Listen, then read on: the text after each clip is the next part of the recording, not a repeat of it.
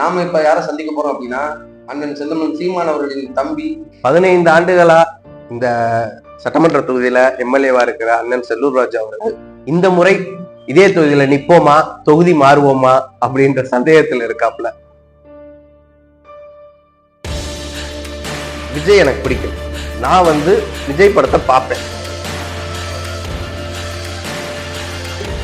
உரிக்க வெங்காயம் ஒண்ணும் கிடையாது, புஷ்வாகனம் சருன்னு காலியாயிடும். இது எனக்கு அசிங்கமா இருக்கு. ஒரு மதுரை மண்ணின் மகனா அதை நிச்சயம் தொடை தெரிய பாடுபடுவோம். அனைவருக்கும் வணக்கம். கட்சியின் மதுரை மேற்கு சட்டமன்ற தொகுதியோட வேட்பாளர் வழக்கறிஞர் திரு விக்னேஷ்குமார் அவர்களை தான் நம்ம நேர்காணல சந்திக்க இருக்கிறோம். வாங்க சந்திப்போம். வணக்கம். வணக்கம். மக்களுக்காக களத்துல நிக்கிறீங்க. எப்படி இந்த நாம் தமிழர் கட்சிக்குள்ள நீங்க உள்ள உங்களை இணைச்சுக்கிட்டீங்க அப்படிங்கறத. அனைவருக்கும் வணக்கம். என் பேர் விக்னேஷ்குமார். நான் சட்டம் படிச்சுட்டு வழக்கறிஞரை பணி செய்து கொண்டிருக்கிறேன்.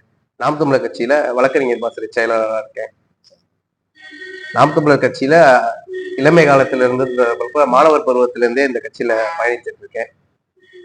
மாணவர்னா ஈழப்போர் முடிவுற்றப்ப அப்பா எல்லாம் இயக்கத்துல இருந்தாங்க. நாம் தமிழ் இயக்கமா இருந்த காலகட்டத்தில இருந்து அப்ப இருந்து இந்த அரசியலை அருவறுத்து வெறுத்து நம்பினா அழிஞ்சு போச்சே அப்படின்ற மாதிரியான ஒரு காலகட்டத்துல அதுக்கான மீட்டு உருவாக்கமா நம்ம தமிழினத்தை அழிச்சவங்க வச்சவங்க ஆற்ற முடியாத கோபம், ஒரு என்னடா இப்படி நம்மள பேர் இருந்து நம்ம மக்களை விட்டுட்டோமே வச்சுட்டோமே, நமக்கான தலைவர்கள் இல்லாததுனாலதானே இந்த பிரச்சனை, தமிழருக்குன்னு ஒரு தலைவர் இல்லையே அப்படின்னு இயங்கிக்கிட்டு இருக்கிற காலகட்டத்துலதான் தமிழர்கள் நம்ம தலைவர்களை தேடாம நம்மளே தலைவர்களா மாறுவோம், தமிழருக்கான தமிழ் தேசிய அரசியலை உருவாக்குவோம் அப்படின்ட்டு அண்ணன் துவங்கிய இந்த பயணத்துல அண்ணனோட விரல் பிடித்து நடந்து இன்னைக்கு களத்துல வேட்பாளரா நிக்கிறோம். வாழ்த்துக்கள். அண்ணா, இப்ப நீங்க நிக்கிற இந்த மதுரை மேற்கு சட்டமன்ற தொகுதியில கடந்த 15 ஆண்டுகள் சட்டமன்ற உறுப்பினர் இருந்தவர் யாருன்னு பார்த்தீங்கன்னா, அண்ணா திராவிட முன்னேற்ற கழகத்தினுடைய போர்வால் அண்ணன் செல்லூர் ராஜு அவர்கள் செய்யாததை நீங்க இந்த சட்டமன்ற தொகுதியில மக்களுக்கு என்ன செய்தரலாம் அப்படிங்கிற நம்பிக்கையில நிக்கிறீங்க. 15 ஆண்டுகளா இந்த சட்டமன்ற தொகுதியில எம்எல்ஏவா இருக்கிற அண்ணன் செல்லூர் ராஜு அவர்கள் இந்த முறை இதே தொகுதியில நிப்போமா, தொகுதி மாறுவோமா அப்படின்ற சந்தேகத்துல இருக்காப்ல. அவங்க கட்சி தலைமை கிட்ட கூட போய் நான் வேற தொகுதியில போட்டிடுறேன் அப்படின்னு கூட அவர் முறையிட்டு இருக்காரு. அந்த தலைமை மாவட்ட செயலாளருக்கு நீங்க போய் தொகுதி மாறலாமா, அதெல்லாம் இல்ல, 2 தான் ஆகணும் அப்படின்ற மாதிரியான சூழல் தான் இருக்கு. அவர் செஞ்சிருந்தாருன்னா இந்த மக்களுக்கான அடிப்படை வசதிகள், இந்த மக்களுக்கான ஒரு எம்எல்ஏவா அவர் ஆற்ற வேண்டிய பணிகளை ஆற்றியிருந்தாருன்னா அவர் இந்த தொகுதி மாறுற பிரச்சனையே வந்திருக்காரு. அவர் தொகுதி இன்னைக்கு மாறுறாருன்னா அவருக்கே ஒரு குற்ற உணர்ச்சி இருக்கு, இந்த மக்களுக்கு நான் எதுவுமே செய்யல அப்படின்ட்டு.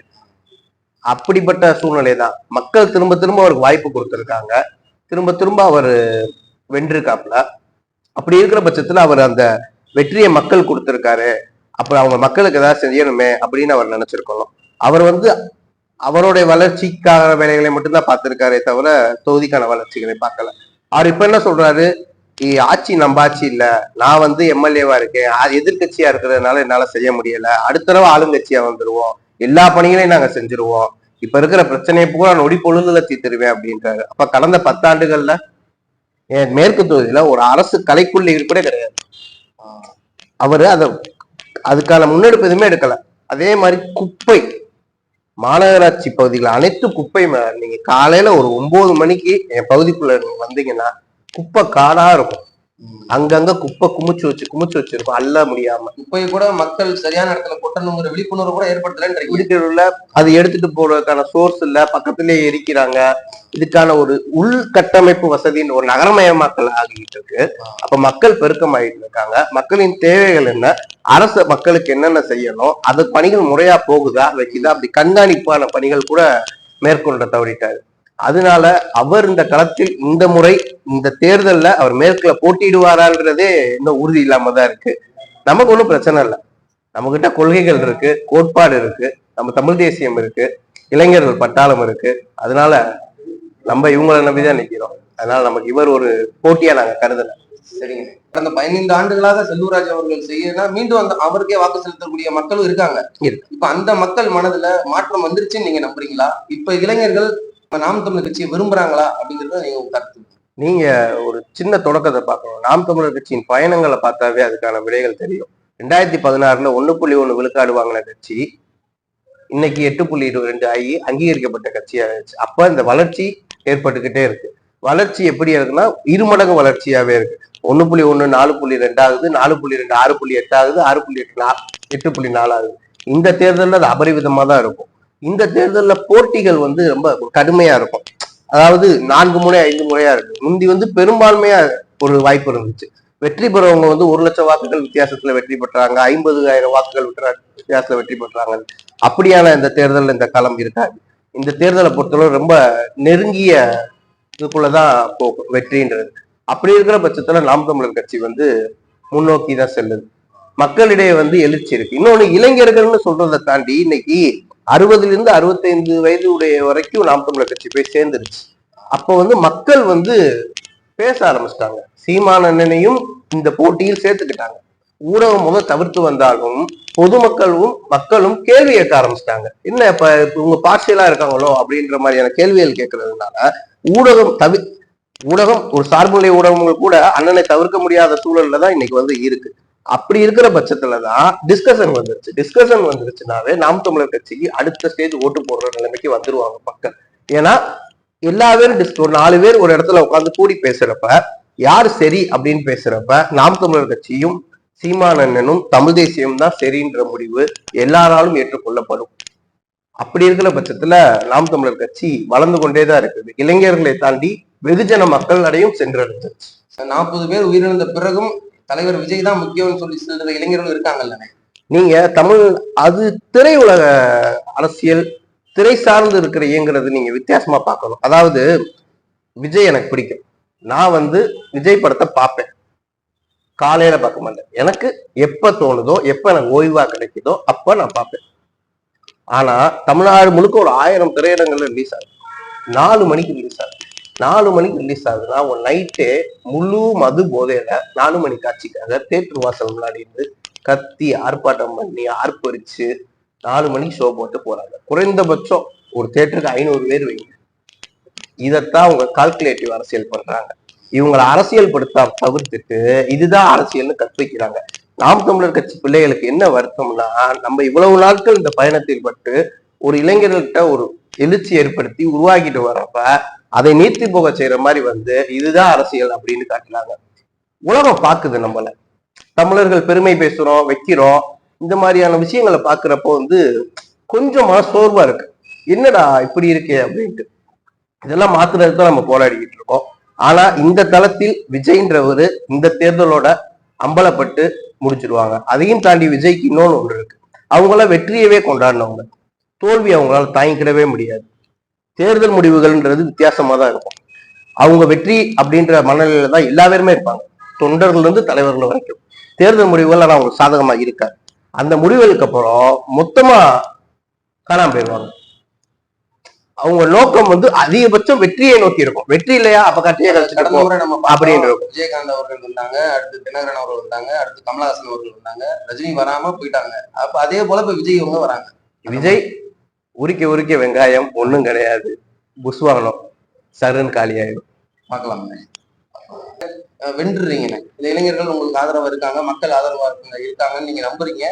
நம்ம நாம் தமிழர் கட்சி மதுரை மேற்கு தொகுதியில வென்றுருக்கு. இப்ப வென்று வந்த பிறகு நீங்க இந்த தொகுதி மக்களுக்கு, இந்த தொகுதிக்கு நீங்க என்ன செய்வீங்க? மேற்கு தொகுதியை பொறுத்தளவு மாநகராட்சி வார்டுகளும் இருக்கு, பேரூராட்சியும் இருக்கு, ஊராட்சிகளும் இருக்கு. அந்தந்த பகுதிகளுக்கு ஏற்ற மாதிரியான வளர்ச்சிகளுக்கு படி அந்தந்த விஷயங்களை பண்ணணும். ஊராட்சி பகுதிகளில் விவசாய பகுதிகள் அதிகமா இருக்கு. விவசாயத்திற்கான வேலையாட்கள் பற்றாக்குறை அதிகமா இருக்கு. இங்கே நிலங்கள் இருக்கு, ஆனா வேலை வாய்ப்புக்கான ஆட்கள் இல்லை. அப்போ நம்ம என்ன பண்றோம்னா, தொடக்க வேளாண்மை கூட்டுறவு சங்கங்கள் இருக்கு. அதன் மூலமா இந்த விவசாய பணிகளுக்கான பணி ஆட்களையும் அதற்கான உபகரணங்களையும் யாருன்னு சொல்லி செலக்டிவா பார்த்து பண்ணணும். மண்ணுக்கான அரசியல் மாதிரி மண்ணுக்கான விவசாயத்தையும் ஈடுபடுத்தணும். அறவே இயற்கை சார்ந்த விவசாயத்தை ஏற்படுத்துறதுக்கான முயற்சிகளை மேற்கொள்ளணும். நம்ம பகுதியில எந்த மாதிரியான விவசாயிகள் செய்யறாங்க? இந்த பகுதியில நெல் விவசாயம் பண்றாங்க, வாழை விவசாயம் பண்றாங்க. இது போக தென்னை விவசாயம் அதிகமா இருக்கிறது. இந்த மாதிரியான விவசாயங்கள் இருக்கு. என் பகுதியில வைகை ஆற்று தொடக்கம் மதுரைக்குள்ள நுழையிறப்ப என் பகுதியில இருந்து தான் தொடங்கி வருது. அப்படி இருக்கிற பட்சத்துல வைகை ஆறு வந்து 2 பக்கமும் நம்ம தொகுதிக்குள்ள வருது, நடுவுல ஒரு வைகை ஆறுல வந்து அசுத்தமாக்கிட்டாங்க. பல சாயப்பட்டறைகள், தனியாரும் சரி அரசும் சரி அத வைகை ஆறை வந்து வீணடிச்சிட்டாங்க. அந்த வைகை ஆறை சரி பண்றதுக்கான மீட்டுருவாக்கத்துக்கான முக்கிய பிரதானமான ஒரு விஷயத்த முன்னெடுப்போம். கழிவுகளை யாரும் கொட்டக்கூடாது, வைகை ஆறை வந்து முறையா பராமரிக்கணும், அந்த விஷயத்த செஞ்சாகணும். விவசாய பயன்பாடு பண்ணணும். பொதுமக்கள் வந்து அதே மாதிரி மதுவுக்கு அடிமை ஆயிட்டாங்க. எங்க பார்த்தாலும் டாஸ்மாக், நியாய உலக கடைகள் எத்தனை இருக்குன்னு பகுதியில எண்ணிக்கை அளவுக்கு அதே அளவுக்கு மதுபான கடைகள் இருக்கு. இவங்க ரேஷன் கடையில மகளிருக்கு காசு கொடுக்குறாங்கன்றாங்க, அதே மாதிரி கலெக்ஷன் டாஸ்மாக் இழப்பு அந்த சரியாயிடும். அதனால கிட்டத்தட்ட சராசரியா உழைக்கும் வர்க்கம் கொண்ட அதிகமான பகுதி இங்க எங்க பகுதியில வந்து அப்பள கம்பெனி அதிகமா இருக்கும். தேதிப்புற பகுதிகள்ல சின்ன சின்ன பட்டறைகள் அதிகமா இருக்கும். தொழிலாளர் முதுகு அதிகமா இருக்கிற பகுதி தானியாபுரம் இங்க மாதிரியான பகுதிகள்ல அன்றாட வேலைக்கு போய் வருமானத்தை ஈட்டிட்டு வர மாதிரியான இருக்கும். இவங்க அடுத்த கட்ட வளர்ச்சியா பாக்குறது வந்து தான் வாழ்க்கையில பிள்ளைகளை வந்து படிக்க எப்படியா கஷ்டப்பட்டு படிக்க வச்சு மேம்பாட்டு பண்ணணும். அப்படி இருக்கிற பட்சத்துல படிக்கிற அளவுக்கான இங்க அரசு பள்ளிகள் தரம் உயர்த்தவே பண்ணல. அது ரொம்ப வருத்தமான விஷயம். இவங்க எங்கெங்கேயோ காசை போய் செலவழிக்கிறாங்க, ஏதோ பண்றாங்க. ஒரு ஸ்கூலுக்கு வெள்ளை கூட அடிக்கல. எந்த கவர்மெண்ட் ஸ்கூல் என் தொகுதிக்குள்ள பாத்தீங்கன்னா வெள்ளை அடிக்காம மட்டும்தான் இருக்கு. வெள்ளை அடிக்க கூட உங்களுக்கு காசு இல்லையான்னு தெரியல. இப்படி ஒரு சூழ்நிலையில தான் இருக்கு. அதனால கல்வியை வந்து அரசு, நாங்க நாம் தமிழர் கட்சி ஆட்சி அமைகிறப்ப அரசு வந்து கல்வியை வந்து தனியாருக்கு போட்டியா நாங்க நடத்துவோம். நாங்க வந்து எங்களோட அரசுல பிள்ளைய வந்து அப்படி ஒரு குவாலிஃபைடான பிள்ளைகளாவே வெளியில கொண்டு வருவோம். இந்த விஷயத்த பண்ணுவோம். 2வது சாலை வசதி, கழிவுநீர் மேலாண்மை, இதுல நம்ம அதிகமா செல்வோம். மதுரை வந்து கோவில் நகரம்ன்றத விஷயத்த வந்து இன்னைக்கு குப்பையின் நகரம்னு பேராயிடுச்சு. இந்த பேர் வந்து ஒவ்வொரு மதுரைக்காரனா எனக்கு ஊர் பெருமை பேசிக்கிட்டு இருக்கோம். ஒவ்வொருத்தவனுக்கும் அசிங்கமா இருக்கும். இது எனக்கு அசிங்கமா இருக்கு. ஒரு மதுரை மண்ணின் மகனா அதை வந்து நிச்சயம் தொடை தெரிய பாடுபடுவோம். இது போக ஒவ்வொரு வார்டு, ஒரு பேரூராட்சி, ஊராட்சிக்கென மினி அலுவலகம் ஆரம்பிச்சு இ சேவை மாதிரி அங்க அமைப்பை உருவாக்கி படிக்கிற பிள்ளைகளுக்கு ஈஸியா ஜெராக்ஸ் எடுத்து கொடுத்து வைஃபை வசதி இலவசமாக பயன்படுத்தி அவங்களுக்கு அடுத்த கட்ட பணிகள் படிச்சு கவர்மெண்ட் வேலை, பேங்க் வேலைகள், இதுக்காக ஃப்ரீ எஜுகேஷன் சென்டர், அதிகமான மைக்ரேஷனை தவிர்த்து நல்வழிப்படுத்தி எது அரசியல்னு புரிய வச்சு மக்களை மேம்படுத்துவதுதான் என்னோட வேலை. அதே மாதிரி என்னுடைய தொகுதிக்குட்பட்ட அரசு அலுவலர்கள் எல்லா பேரும் நாங்க நாம் தமிழர் கட்சியில நான் வென்று வரப்ப டிரான்ஸ்பருக்கு அப்ளை பண்ணுவாங்க. வாங்குற சம்பளத்துக்கு அவங்கள அவ்வளவு வேலை படுத்திடுவேன். அவங்களால தப்பவே முடியாது. அவங்களுக்கு அவ்வளவு வேலை, உங்க வேலை என்ன அதை செய்யுங்க. லஞ்சம் வாங்கவே முடியாது. வாங்கினாங்கன்னா மறுநாள் லஞ்சம் கேட்டாங்கன்னா என் நம்பரை எல்லா இடத்துக்கும் கொடுத்துருவேன். நேரா போய் காலையில போய் நின்றுவோம். ஒரு லஞ்சம் இல்லாத ஊழல் இல்லாத ஒரு ஆட்சியை வெளிப்படையான நிர்வாகம். எனக்கு வர தொகுதிக்கான நிதி பண்ட நான் ஒரு வெப்சைட் போட்டுட்டு நான் அறிவிச்சிருக்கேன், இவ்வளவு வந்திருக்கு, இவ்வளவு செலவழிச்சிருக்கேன், இவ்வளவு மேம்படுத்திருக்கேன். அப்புறம் பொதுமக்களோட குழுக்களை உருவாக்கி ஒரு சில சமூக நலப்பணிகளையும் செய்யணும். அதனால மொத்தமா அந்த தொகுதியை தத்தெடுத்து பண்ற மாதிரி நாங்க பண்ணிடுவோம்.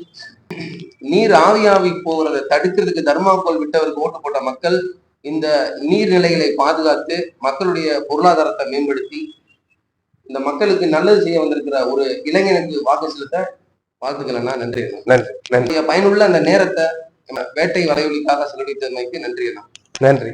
நன்றி.